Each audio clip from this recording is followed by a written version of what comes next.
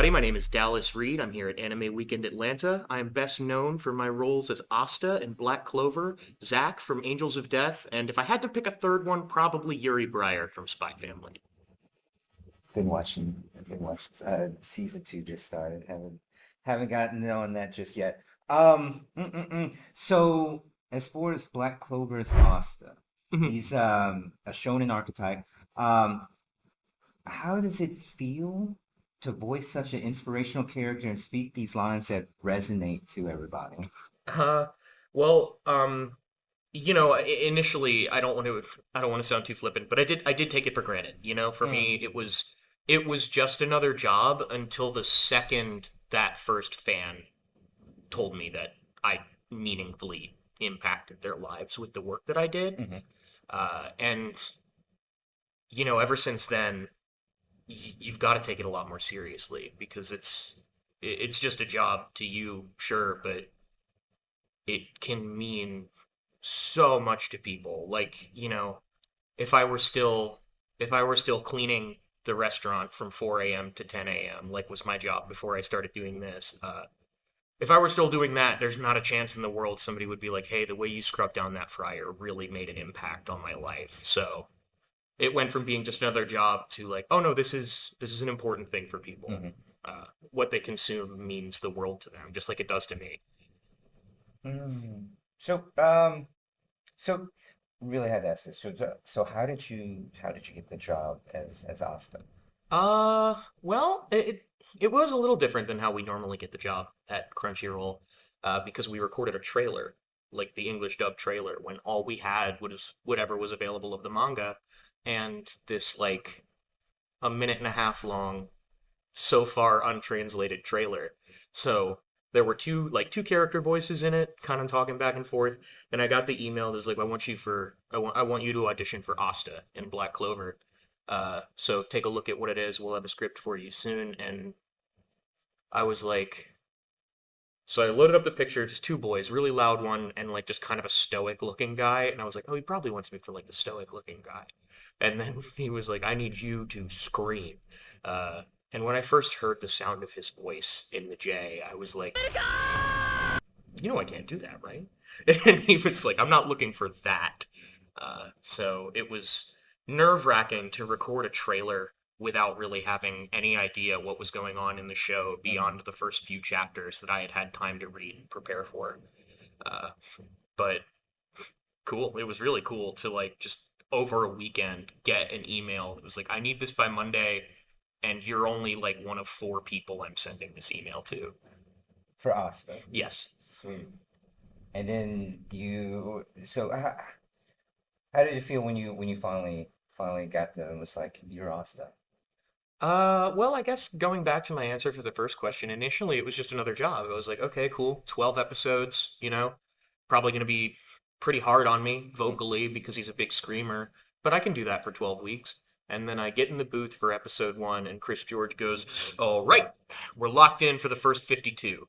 And I was like, what? Every week, this much yelling for at least a year? But, after the first 7 episodes or so, you get the hang of what you're doing, and it never becomes safe and non damaging for your voice. Mm. But there are techniques that I feel like I had to pick up as I was running, and try not to trip and fall as I Tr- went. Try to gauge it. It's like I'm gonna burn it out. Mm-hmm. Gotcha. But who do you think would win between Rockley and Asta? Because like they're so similar, and I'm just like, That is an interesting question. Is Asta allowed to use his and weapons? then I was thinking about that, and it's definitely not a death match. Um, because Rockley does have weapons. I'm gonna go ahead and say yes. Okay, Asta's allowed to use his weapons and Rock Lee's allowed to drink. So we're putting them each at Mm, like their strongest. Um, I think that I think that Lee cleans the floor with him. mm, I really do because Asta, if you look at the people that he's had to fight, he's never had to fight anybody who's just all hands right in your face. Like that's not something he's used to defending against. All of his weapons are pretty big and he needs to keep people at a distance, Right. and one of his key attacks is using reflecting or otherwise using their magical energy against them. True. And Lee doesn't have that. True. He's just gonna take a swig of sake and hit you with a kick that you thought was a punch. Like it's yeah, I think I don't not to do too much Asta slander in the chat, but like I don't think that he would be prepared for what Lee brings to something like that. Because Lee is used to fighting a lot of people like Asta. Hmm. Asta has never faced anything like Lee. This is true. It's true. I'm trying to think.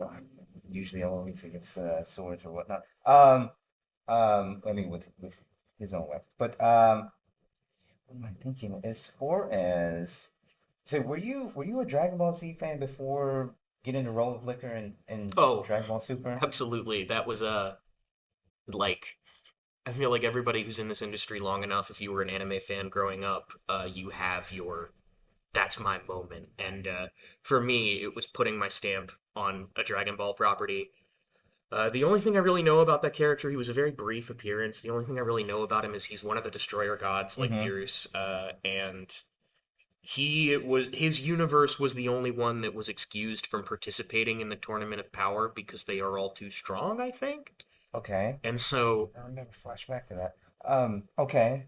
and so if that's the case, then I think if the trajectory goes long enough, eventually that man's got to fight Goku, right? Right. And that is the big dream, is fight Goku.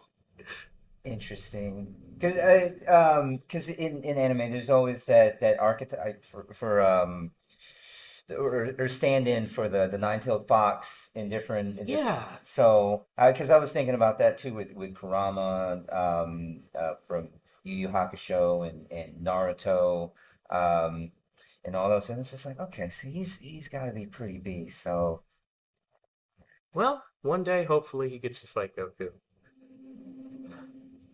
One day. Super is not up yet. It's like a dime. I can't even remember how you pronounce it because they're like chibi, and it's between Z and Super.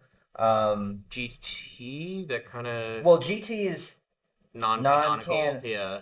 but there's a new one that's supposed to be coming out before Super. But is there any information that you can give coming up, but we should expect for the next Super episodes?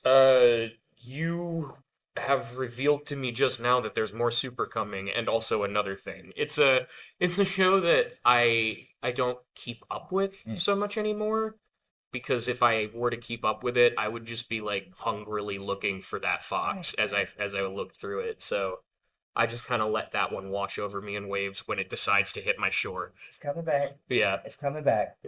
But as far as gaming, you voiced Nog in Borderlands 3 and additional voices in Dragon Ball Z Kakarot. But what is your comfort game? My comfort game, uh, well, that's it kind of bounces around. Hmm. My easy answer, my go-to, my if I want to feel like it is winter and I'm wearing a nice big warm blanket, I will play Wind Waker for the GameCube. Uh, that's my favorite Zelda game. That's everyone's favorite Zelda game is the one that hits them right at the right time in their life, and Wind Waker was that for me. But my comfort games, like moment to moment, change a lot because it just kind of it depends on what I'm playing right now, and then Hmm. what is the direct opposite of that.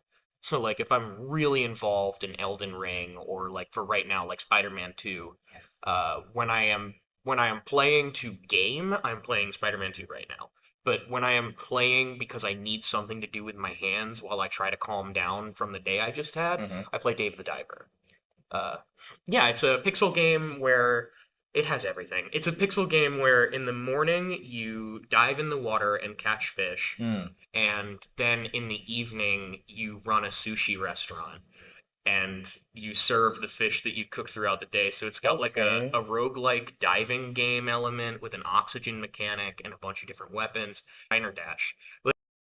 Like it's really cool. Uh, Okay. So this is a slice of life game? I would call it a slice of life game with some action elements, yeah. Because when you said diving, I completely went back to Nintendo 16-bit with the diving game, and you have the It's exactly that. It's oh, so heavily inspired by that. Yeah. interesting. Okay, okay, you're taking it back. What system is this on? It's on PC. I think it's on Switch. But it's a little indie game. Okay. I have it on Steam. Sweet, sweet, sweet, sweet, sweet. What in since you're here, is this your first time at AWA? Yeah, I'm I'm loving it so far. I've only been on the floor for an hour, but the people here are just they they care so much about this stuff, and Mm-hmm. it's always nice to see. I just spoke with someone a moment ago at my table who brought me a handwritten letter from her brother, who couldn't come because he's in the hospital. I think she said he has. I know she said that he had hydrocephalus, and I think she said that he had cerebral palsy. But watching My Hero Academia inspired him to figure out how to walk for the first time in his life, and Mm. you can't walk away from a story like that without a deep love for these people in this town, you know. Um, so yeah, first time here, and I would come back in a heartbeat after the hour I've just had.